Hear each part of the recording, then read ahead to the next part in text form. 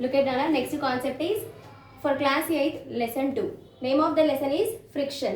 అంటే ఘర్షణ శక్తి కదా. So yesterday I have explained the part 1 concept. Today I am going to deal up with topic is observing the variation of friction. So open your textbook page number 22. Push a heavy box which is kept on a floor with a small force to move horizontally as shown in the figure 6. You can able to see here picture, right? So I have selected a heavy box. Okay, try to select one heavy box. That means consisting of heavy load. Heavy load box I have been selected. Okay, after placing this heavy load, now try to apply little bit of force. Okay, you are applying only small force. You are applying only small force to push this box. What happens? The position of the box will not be changes. The position of the box will not be changes. The position of the box will not be changes. Will not be changes. Because you are applying only the less force which is not sufficient to move this heavy box. So that means you require additional amount of energy to move this box. You require additional amount of energy to move this heavy box. Similarly we can observe that frictional force is acting opposite to the gravitational force. And also we can notice that frictional force is acting opposite to the gravitational force. That is the reason here the box will not be moved. Next one, pushing a heavy box with a small force. So look at here, this is capital F is the force, small f is the friction, right? Both are acting in opposite direction. Both are acting it in opposite direction. That is the reason the heavy box will not be change its position.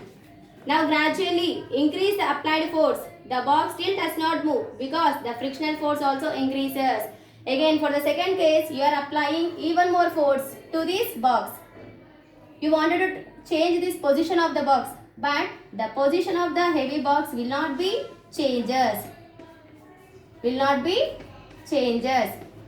Even though if you are applying excess amount of force to it, because as you are applying excess amount of force, what happens? Frictional force also begins to be increases. Frictional force also begins to be increases. Accordingly, and thus balances the increased applied force. Here vice versa should be there. As your applied force is more, then the condition should be frictional force should be limited. If applied force is more and the frictional force is limited, then only the position of the heavy box will be keep on changes.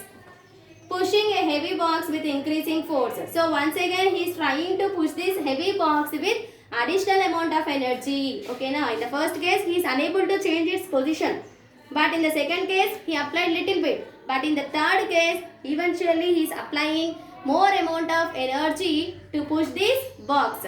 So what happens? Look at here.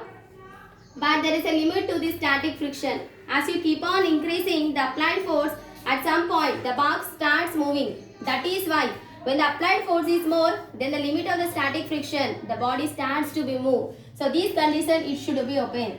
If the applied force is more, then the frictional force should be limited. Then only we have the chance of observing movement of this particular selected box. Okay. Next one, maximum amount of force he is applying. In the last case only he is applying maximum amount of force. Maximum amount of force he is applying on the surface of this heavy box. When the box is sliding on the floor, the friction between them is called sliding friction. So as the position of the box is moving, that means it is moving to the relative to the other object. So then we can say it is a sliding friction. One object moves relative to the other object or on the same surface area is referred as sliding friction. It's referred as what? Sliding friction. Already we discussed we have 4 types of friction. One is static friction, one is sliding friction, one more is rolling friction, the last one is fluid friction.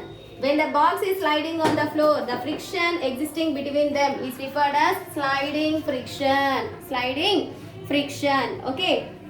Does friction oppose motion or relative motion of surfaces? Yes. Always the friction opposes the amount of force what we are applying on the surface of the object. Look at, this is a concept of what? Observing the variation of friction in our day-to-day life.